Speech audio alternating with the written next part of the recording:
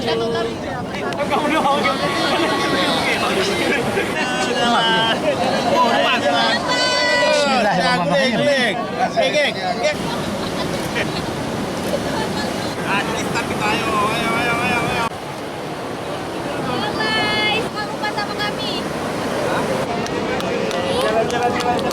Jangan bergerak menggila.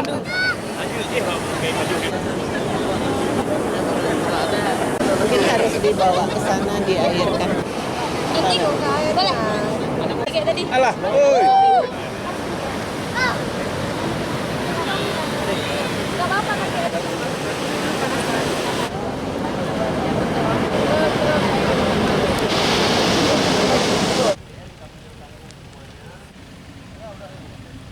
Kita bongkar.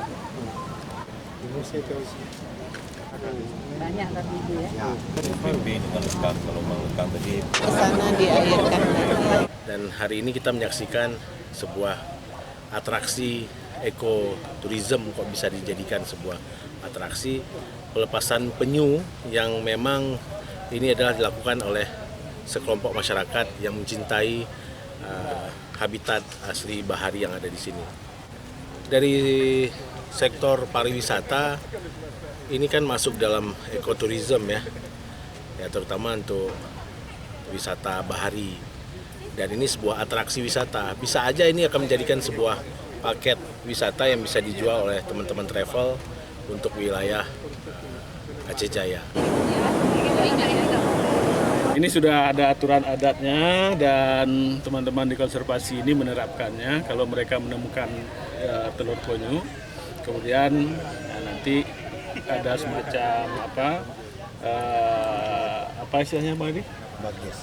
Nah, jadi nanti ke masyarakat dikasih dia nggak boleh jual keluar, tapi bawa ke sini nanti dikasih semacam kompensasi di tempat area konservasi ini, sehingga masyarakat ikut membantu pelestariannya.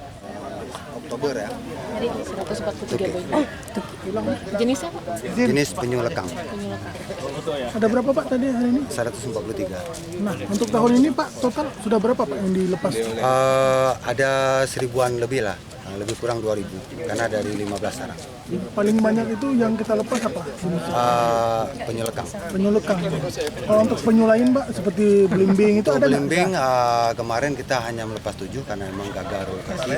Tapi masih ada satu sarang sisa yang kita tunggu-tunggu.